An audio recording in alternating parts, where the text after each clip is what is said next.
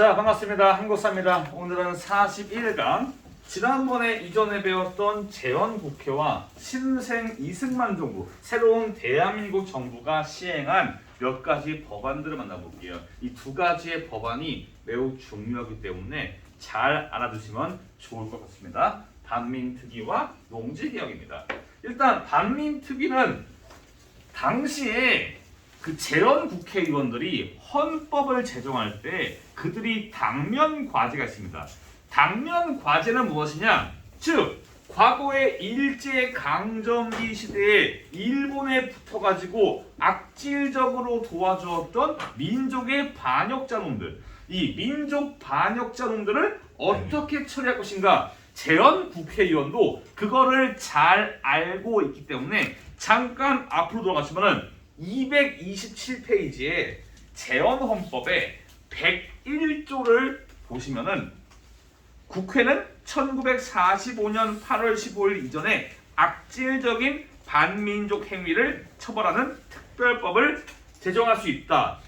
알고 있는 거예요. 이 반민족 행위자들을 제기화된다는 것을 알고 있기 때문에 이 헌법에 의거해서 반민족 행위 처벌법을 만들고 이 법에 의거해서 반민족 행위 특별조사위원회, 조금 말이 길죠.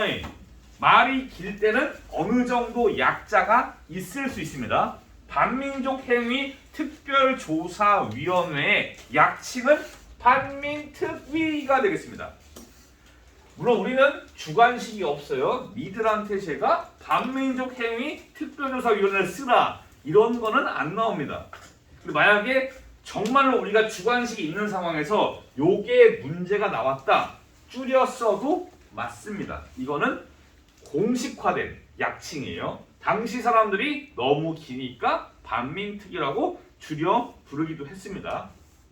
이 반민특위가 구성이 되고 이들이 이 사회 각계, 정치, 경제, 사회, 문화, 군사, 경찰들 등 사회 각계의 악질적인 민족 반역자 놈들을 잡아다가 체포해서 검거해서 재판장에 세우기 시작합니다. 당연히 반민특위의 명칭 알아두셔야겠고요. 반민특위가 뭘 하기 위해서 결성되었는가는 애초에 말뜻을 이해하시면 이해가 빠를 겁니다. 자, 그래서 당시에 악질적인 친일 인사들이 잡혀 들어갑니다. 근데 당시에 이승만 정부는 친일 부역자, 반민족 행위자를 처벌할 생각이 별로 없었습니다. 당시에 독립운동가를 잡아다가 고문하는 기술이 매우 뛰어나서 고문의 제왕이라 불렸던 악질 경찰 노덕수를 체포해서 이제 재판을 세울 때 당시에 이승만 정부의 이승만 대통령이 특별 담화문을 발표합니다. 230페이지로 있긴 한데 이승만이 발표한 특별 담화문의 골자는 이런 겁니다. 지금 우리가 공산주의 잡아야 되는데 지금 우리가 공산주의 때려잡고 해야 되는데 지금 공산주의를 잡는 최전선에 위치한 경찰관들을 과거에 그랬다는 이유로 잡아서 때려 넣으면은 치안에 공백이 세운다. 그러면은 공산당은 누가 잡냐? 라는 겁니다. 미군 정도 못한 반민족 행위 처벌을 왜 지금 하고 있냐? 뭔가 많이 듣던 지금까지도 통용되는 약간 논리 중에 하나입니다. 여튼간에 이승만은 친일 부역자, 반민족 행위자의 처벌보다는 뭐를 우선시했냐? 공산주의에 대항하는 그런 거를 우선시했기 때문에 특별 담화문을 발표합니다. 말로만 끝나냐? 아닙니다. 실제로 이승만 정부는 반민특위의 활동을 방해해요. 그 첫 번째가 국회 프락치 사건입니다. 프락치? 선생님 프락치가 뭔가요? 쉽게 프락치를 설명하자면은 첩자입니다. 우리 중에 스파이가 있는 것 같아요. 그런 거 있잖아. 국회 프락치 사건이 뭐냐? 당시에 이 재헌 국회의 국회의원 일부가 북한 공산당이 보낸 첩자랑 밀정이랑 연결이 되어 있다라고 하면서 당시에 재헌 국회의원 일부를 잡아다가 구속시킨 사건이 국회 프락치 사건이에요. 근데 공교롭게 여기 국회 프락치 사건에 잡혀서 구속된 사람들이 반민특위에 소속된 국회의원입니다. 뭔가 조금 냄새가 나죠, 살짝. 공교롭게 잡혀서 구속된 사람들이 반민특위의 멤버들이에요. 뭔가 반민특위 활동을 위축시키려는 정부의 의도를 알 수 있는 겁니다. 여기에 더해서 경찰이 반민특위의 사무실을 습격하기도 해요. 저거는 뭐냐? 여러분들이 영화 암살을 보시면은 조금 결이 쉬울 거예요. 영화 암살의 그 염석진이라는 캐릭터 이름이, 그렇죠? 그 이정재가 뭐 지금 요새 따끈따끈한 핫한 이정재가 재판을 받을 때 이정재가 여기 있고 재판관이 3명 있어요. 그리고 검사가 1명 있어요. 뒤에 군중들이 막 고무신 집어 던지고 그러잖아. 수락 이러고 얘. 여튼간에 집어 던지는데 당시 이정재가 재판장에 섰을 때 여기 재판관 3명, 검사 이들은 다 반민특위 소속이에요. 반민특위가 특별재판소를 설치하고 검사관과 조사관이 있어가지고 얘들이 재판하는데 무죄였죠. 증인도 죽여버리고. 그래서 당시에 재판관이 빡쳐가지고 피고 무죄 땅땅 빡치고 나갑니다. 빡쳐가지고. 여튼 얘가 이정재가 2초간을 이러던 이정재가 나갔을 때, 이정재가 건물 나갈 때 누가 맞이합니까? 경찰들이 서가지고 격려하면서 맞이해 주잖아요. 즉 당시 이정재의 캐릭터는 경찰의 간부였어요. 여기에 반민특위에서 이제 검거를 해서 재판장에 세우는 사람들은 경찰의 간부들이 많았습니다. 이들이 자기 부하 경찰들을 동원하게 돼가지고 반민특위 사무실을 습격해서 깽판을 놓는 이런 상황들이 나오면서 반민특위의 활동이 점차 위축이 됩니다. 여기에 더해서 당시 정부는 재헌국회를 압박해서 반민족 행위 처벌법을 개정을 해요.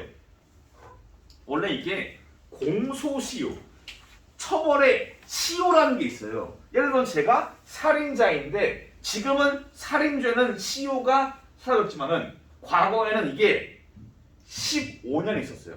내가 대한민국 안에서 경찰의 눈을 15년간 피하면 나는 자유입니다.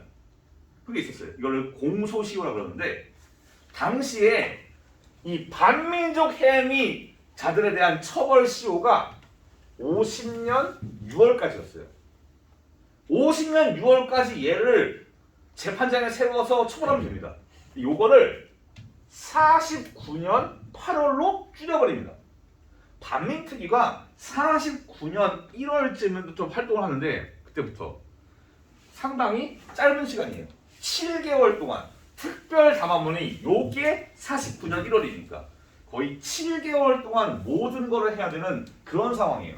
반민특위 활동이 상당히 위축될 수가 있다는 점입니다.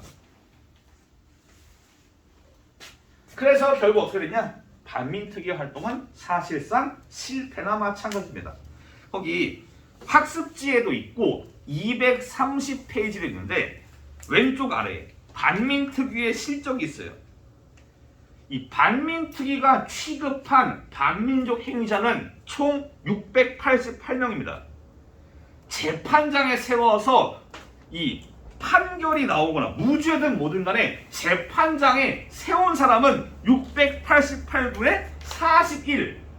제가 아무리 수학을 몰라도 확률을 아무리 몰라도 688 중에 41이 정말 소수인 거는 압니다. 정말 극소수만 세웠고 사형도 고작 1명이에요. 근데 사형도 집행을 안 합니다. 당시에 1,000명이 넘는 독립운동가를 잡아다가 고문하고 죽여버린 그 당시 김덕기라는 사람이 있는데 이 사람을 원래는 당연히 사형이에요. 사형 판결 났고요. 얘를 목매달고 죽여버려야 되는데 집행을 하지 못한 채 집행 정지가 되었다가 50년에 풀려납니다. 그런 식으로 실제로 반민특위에서 처벌받는 케이스는 별로 없어요.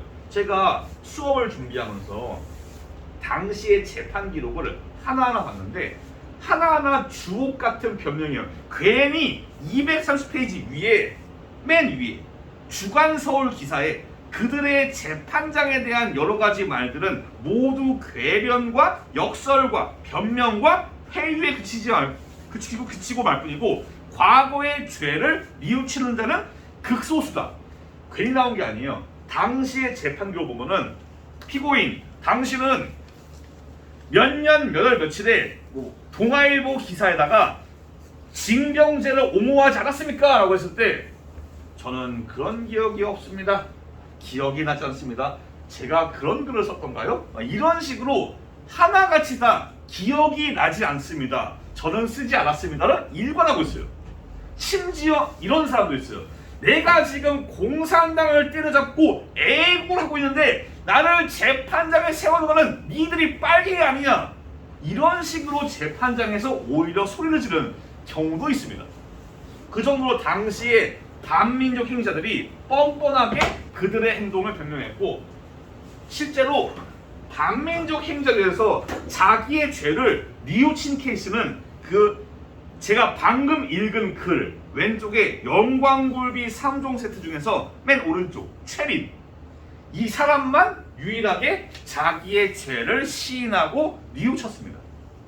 반면 지난번 수업 시간에 했던 창씨개명 1호 이광수, 가야마 미스로 이 사람 같은 경우는 끝까지 나는 독립이 될 줄 몰랐습니다. 내가 무슨 나는 지식인들을 구하기 위해서 내가 어쩔 수 없이 앞장섰습니다. 이딴 소리를 찌끄리면서 변명과 변명을 계속 이어가는 겁니다.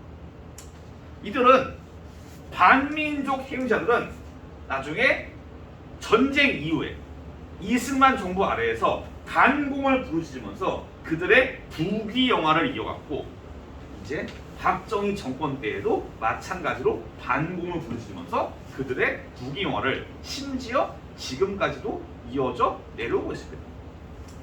여튼 최린 사람은 230페이지 위에 있어요. 그 위에 맨 위에 사진 영광굴비 3종 있잖아. 노덕술, 김현수, 최린. 그 오른쪽 최린. 이광수와 함께 당시에 최남선, 이광수, 최린 지식인 중에 한 명이고 당시에 존경받는 인물이었는데 20년대 이후에 변질하면서 약간 좀 친일파로 돌아섰습니다. 여튼 반민특위가 어떤 것이고 이들이 어떻게 실패했는가를 잘 아셔야 되겠습니다. 아시겠죠? 자, 정신 차리시고 다음 갑니다. 231페이지 농지개혁입니다. 왜 농지개혁이 이루어졌나? 그 배경을 먼저 보자면은 자, 광복 이전에 일제강점기의 농촌의 현실은 아물 그 자체입니다. 막 봉헌도 하고 있었고요.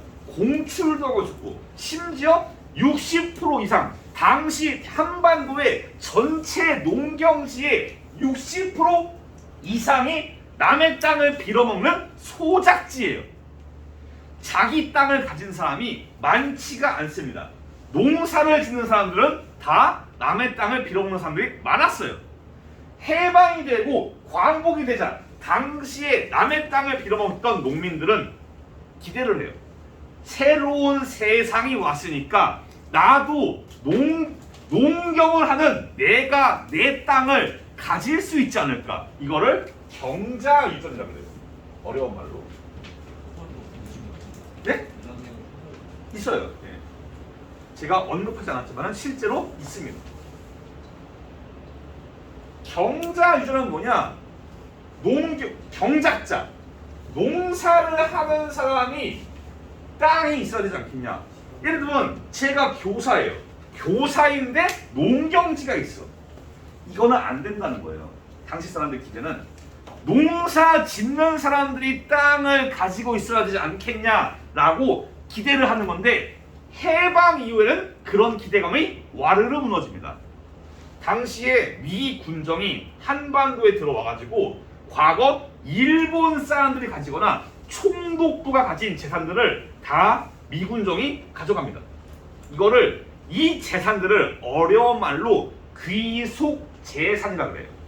그 중에는 공장도 있고 농경지도 있고 여튼 일본 사람들이 가진 토지를 다 미군정이 가져가요. 즉 당시의 농민들은 와 기대하다가 시무룩 이런 상황이에요. 이런 상황에서 당시에 우리가 이전에 배운 건데 북조선 임시인민위원회에서 전격적으로 토지 개혁을 발표합니다. 전격적으로. 자, 북한의 토지 개혁 복습해 봅시다. 기준 뭡니까? 토지의 기준. 그렇죠. 오정보. 여기다 적을까? 잠깐만요. 일본 넘긴 거야. 써 있었거든. 오정보. 그리고 무상몰수, 무상분배. 하지만 이거는 한계가 있었죠. 뭐였죠? 한계? 그렇죠. 소유가 아니에요. 소유권이 없어요. 이게 북한의 토지개혁입니다. 자, 다시. 여기 써있기 때문에 제가 넘긴 거였어요. 복습입니다. 자, 북한이 북조선 임시인민위원회가 먼저 토지개혁을 때렸습니다.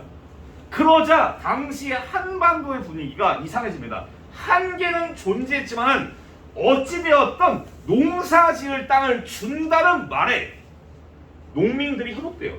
야, 저 한반도 북쪽에서 땅을 준대더라. 우리는 뭐냐? 이런 식으로.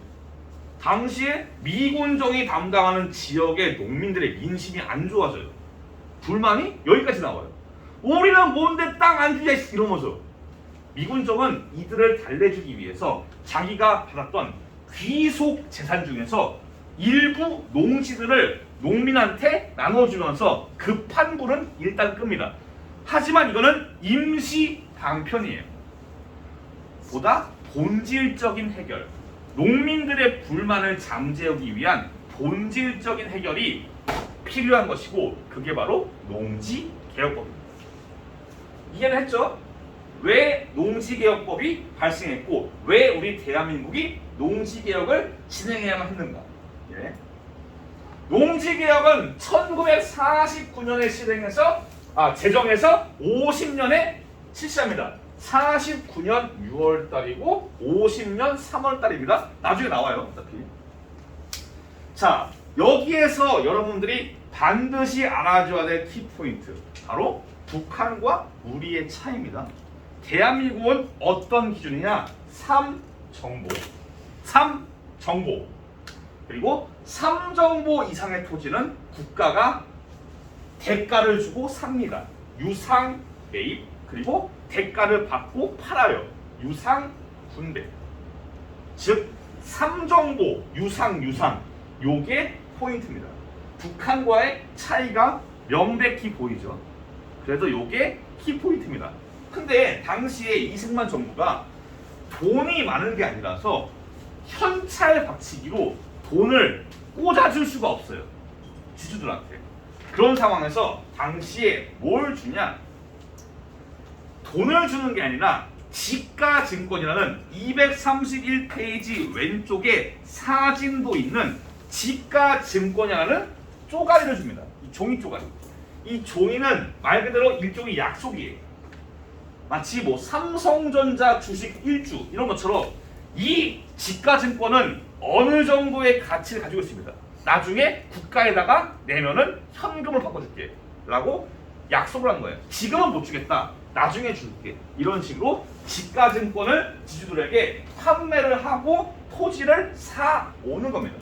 이게 농지개혁의 골자입니다. 이해가 되셨습니까? 자, 진행합니다. 모든 개혁과 법은 장점이 있고 단점이 있고 잘된 케이스가 있고 한계가 있어요. 세상에 완벽한 법은 없습니다. 항상 법과 정책은 그러해요. 농지개혁법에서 잘된 긍정적인 요소는 뭐냐?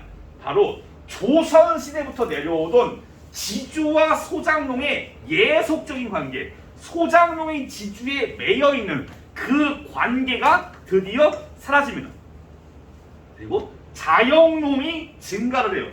그래프는 학습지에도 있고 교과서에도 있고 화면도 있는데 보시면은 자, 요때가 정책 시행 라인이에요. 이따부터 보면은 자, 자영농이 증가합니다. 뭐가 줄어듭니까? 소작농이 줄어들어요. 즉 자기 토지를 받은 자영농이 증가하니까 이들이 기분이 매우 좋거든요. 왜 그러냐? 자기 땅이 생기니까 야 신난다, 일할 맛이 나는가 이러면서 열심히 농사짓는 경우가 나오는 겁니다. 또한 자기에게 땅을 준 이승만 정부에 대해서 지지도 올라갑니다. 만약에 저한테 동양고등학교에서 전한주 서장님 고생 많으십니다. 저희가 시원하게 일시불로 500 꽂아드릴게요. 보너스입니다. 500만을 꽂아줬어요. 충성심 올라가지. 대동양고등학교 역시 성실 근검 박해로구나 이러면서 충성도 올라간단 말이야. 당장 제가 죽을 때 제 유고를 널리 뿌리지 말고 동양고 운동장에 묻어주세요. 이런 느낌으로 충성도 올라간단 말이지. 당시 농민들도 마찬가지예요. 이것 때문에 6.25 전쟁이 발생했을 때 대한민국 농민들이 북한의 그런 토지 개혁에 흔들리지 않고 내가 어차피 땅이 있는데 나는 땅을 준 거는 이승만 정부 때 라고 하면서 이승만 정부에 대해서 농민들이 지지를 잃지 않고 계속 힘을 실어주는 그 원동력이 되는 겁니다. 역사에 만약은 없어요. 만약이 있으면은 롯데도 우승하고 스토크도 우승을 해요. 그런데 만약에 토지 개혁이 제대로 시행되지 않은 상황에서 전쟁이 났다. 북한의 그 프로파간다. 우리는 땅을 준다. 이랬을 때 어마어마하게 농민들이 넘어갈 우려가 있었겠죠. 하지만 토지 개혁이, 농지 개혁이 잘 되었기 때문에 그건 아니었습니다. 근데 한계도 존재합니다. 한계는 무엇이냐? 이 법 자체가 농지 개혁법이에요. 뭔 소리냐? 농지만 해당입니다. 농지만 해당됩니다. 그게 어떤 일이 벌어지냐? 이런 거예요. 제가 해안반도에 논이 있어요. 해안반도에. 여기 바다가 있고 제가 이쪽에 논이 있습니다. 저는 농지개혁의 대상입니다. 여기에 논이 있는데 농지개혁을 피하기 위해서는 그래서 길을 뚫어요. 여기를 바닷물로 채웁니다. 그리고 염전을 만들어요. 이 정부님 이건 지금 농경지가 아니고요. 염전이에요. 염전. 염전은 대상이 되지 않습니다. 그래서 농지개혁을 피하는 겁니다. 사과나무를 몇 그루 심어요. 정부님 이게 말입니다. 농경지가 아니고 과수원이에요. 이런 식으로. 또 이런 것도 있어요. 농경지가 겁나 커. 여기에 학교를 만들어요. 정부님 이거 학교예요. 학교. 이 땅은 뭔데? 운동장이죠. 농경지가 아니랍니다. 이런 식으로 가지는 방법으로 농지 개혁을 피하기 위해서 농경지가 아닌 걸로 위장하는 케이스가 많았습니다. 그리고 가장 큰 문제는 아까 이게 법령 제정 라인이에요. 시행은 50년 3월입니다. 근데 그래프를 보시면은 법령 제정 전에 이미 줄고 있어요. 이미 소작농이 줄고 자영농이 증가합니다. 이 그래프가 보여주는 건 뭐냐? 이전에 이미 지주들이 땅을 팔고 있다는 겁니다. 사전에 농지개혁법이라는 정보가 노출됐어요. 게다가 법령 시행과 법령 제정과 시행이 텀이 생기니까 당시의 지주들이 어떻게든 이득을 더 챙기기 위해서 이렇게 하는 거예요. 당시에 예를 들어서 시가 1천만 원짜리 땅이 평당 1천만 원. 근데 정부에서 농지개혁법으로 매입을 한다는 가격이 100만 원이에요. 개손해죠. 손해니까 내가 법령 시행 전에 미리 500만 원을 팔아요. 이러면은 나는 손해를 봐. 하지만 손해가 900만이 아니고 400만, 500만이겠지. 절반의 손해. 이 정도로 팔면은 시세보다 절반이니까 막 팔려요. 하지만 나는 최악의 경우는 면하는 거지. 그런 식으로 사전에 미리 정보를 알아챈 지주들이 법령 시행 전에 먼저 팔아가지고 최악의 경우를 면하는 그런 상황이 발생하는 겁니다. 또한 그리고 문제는 또 농민들도 돈이 많지가 않아요. 농민들이 분배를 받았는데 토지에 대한 대가를 내야 되는데 대가를 못 냅니다. 돈이 없어가지고. 결국 그래서 받은 토지를 다시 팔아서 대가를 내는 그런 상황이 나와요. 즉 일부 농민들은 대가를 내지 못해서 다시 팔고 도시의 노동자가 되거나 다시 수장농이 되는 그런 경우가 나옵니다. 지주도 마찬가지입니다. 자, 50년 3월에 정책이 시행됐어요. 다음 시간에 배울 게 50년 6월 25일에 발생한 6.25 한국전쟁입니다. 전쟁이 정책 시행 3개월 뒤에 났어요. 문제는 뭐냐? 지주가 받은 거는 지가증권이라는 종이 쪼가리입니다. 이 지가증권은 금액의 지급을 약속을 한 겁니다. 이게 돈이 아니에요. 이게 쌀이 되고 이게 밥이 되고 이게 물이 되냐? 아닙니다. 이건 그냥 약속된 증서예요. 이 자체는 종이는 그냥 종일 뿐이야.